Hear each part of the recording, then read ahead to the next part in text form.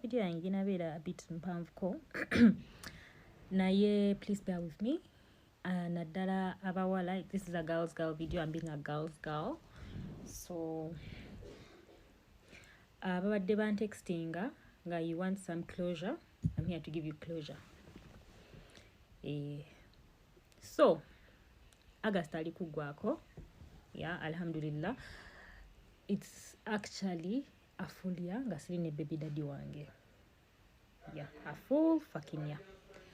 So one, I'm doing this video because I feel I have been disrespected publicly. So an eye for an eye, because ngezezaako teekawo ekintu kya bitter truth of this person being the father of my kid. Either way, naye munaye omuntu ate osirika bakufuula musiru. So as you know, I'm not a very relevant person, but I want to address this once and for all and get done with it, because I have had a lot of people inboxing me wanting to prove a point. I'm with your person, bichi. So dear, mwaka mlambanga siri know your person. That is one. I hope that makes you happy. You are dealing with someone. I'll give you a short, we call it story time. You're dealing with someone I went back to until I got tired. That is one. I went through a lot while pregnant. This person proposed to someone on Manya WhatsApp video call when I was pregnant. This person had plans of getting married in Kenya when I was pregnant. This person got someone pregnant when they went to the UK when I was pregnant. So do you know what I dealt with? I went back until I got tired.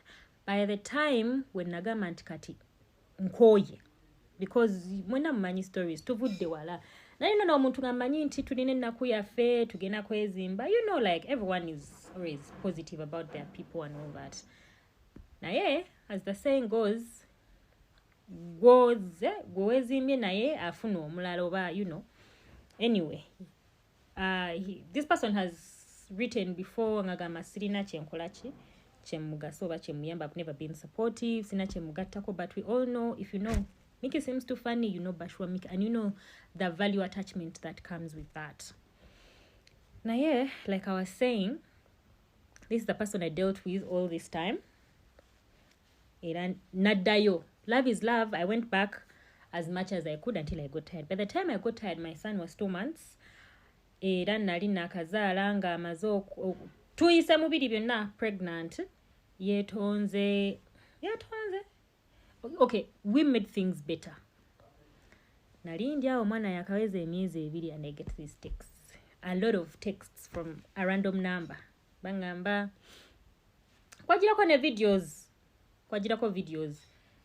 Emotoka jolabe awe waka sina ya mwesi ya msajja ya mkazi bichi omunu yafunisa no mkazi olubuto naye ravamu naye akazi mubonye olubuto ravamu oba nam neglecting, I don't know, that was last year, so I'm not so certain sibijukira bulungi. There was that woman waliwo gwe bajjako essimu nga beekyaye. So I have dealt with a lot. And at this point where I feel I've been disrespected enough, so I want to officially come out and say, buli omu abadde ampeereza videos, whether zija from a genuine heart trying to inform me stuff, lekera. If I wanted to know, because omuntu gwe nali naye emyaka egyo gyonna mumanyi bulungi, if I wanted to know, I would know. If I wanted to know, I would know. But I no longer want to know. Ate namwe abakazi bena yebabakoze omuntu oyo byabakoze.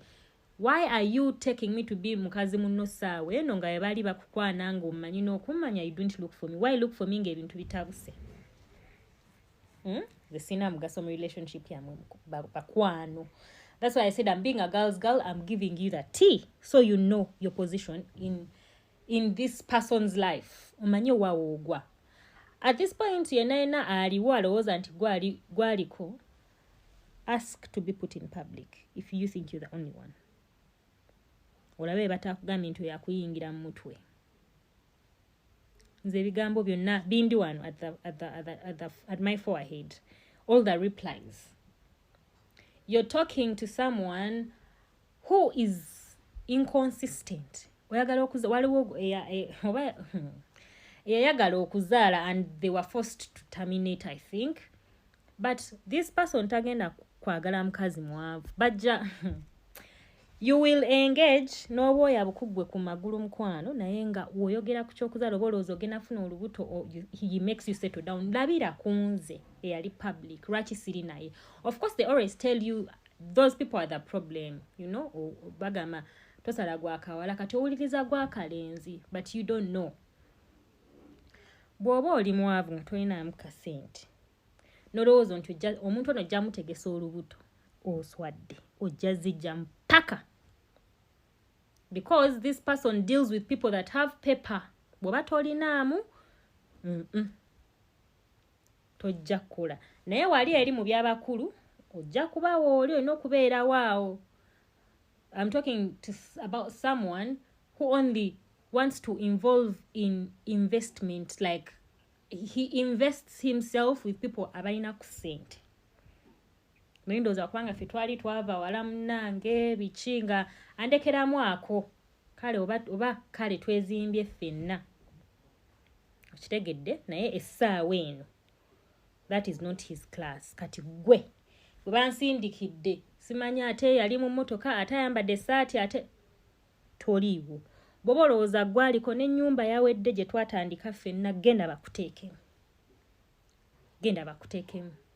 But if you think giving birth olwono omuntu olowooze nti agenda kusettlinga down mukwano ne waffe tali present father, tali consistent ne we twagezako kola co-parenting tabadde consistent. Era nentuka nendaba nga kitabuse ne mugamba bireke, era nangamba ndi munoonya because of the kid, era nange ne mugamba bwe ndi kunoonya well and good, bwe ndiba sikunoonyeza twetadde mu luzungu ne mu luganda. Talking about someone who would want alabye nti kati ovuddeyo weterezeza ofunye akayumba kongo nga single mother, because I am that right now. They want to come and touch you in the house they don't pay, but just because abadde akuwayo ku busente coming through for the kid ayagala azimbire okwo ajje. And then he's going around telling people how he pays my rent. I think netaga nkoleyo ka story time ka everything that I went through. Ono musajja omwana wange yali akaweza emyezi 4 agamba nti asasulira rent nga tamanyi na mwana gyali wabula myezi 6 nga amaze olaba omwana mu postings, naye kuva myezi 2 nga tamanyi gyali, tamanyi kyalya, tamanyi ki. Nagamba omwana missing biki nali ndi awo nga nsindikira message, break up message. Try to giteeka ku Instagram. I had to collaborate with him. I don't know what happened. Olwono ng'omukazi oba mukazi yali agenda muwasa ate gwanne message z'abantu balina njagala family y'omukazi wange bamanye. Imagine nga nakazaala byonna mbiyitamu already navayo omwana wa myezi 2 and all that. Abagenda kwekuba mbaga paka nakati I don't know what happened. Embaga simanyi we yakoma. Nayenga, all in all, I don't know if I've exhausted. I will do a story time. But I just wanted to come out and at least give back the disrespect I have been getting, you know? Njizeyo ko, so that these people also feel how it feels to be disrespected, because they know actually this person knows si sobola, bashta sobola, because I have always been the quiet one. I have always been that patient, that tolerant person.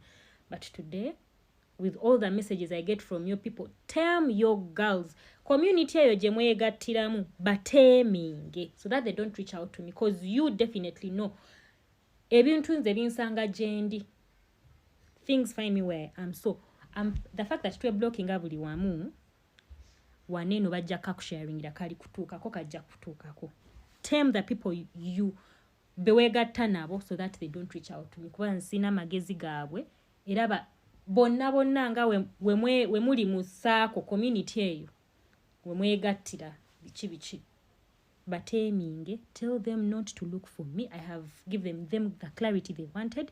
We are not together and we will never be together.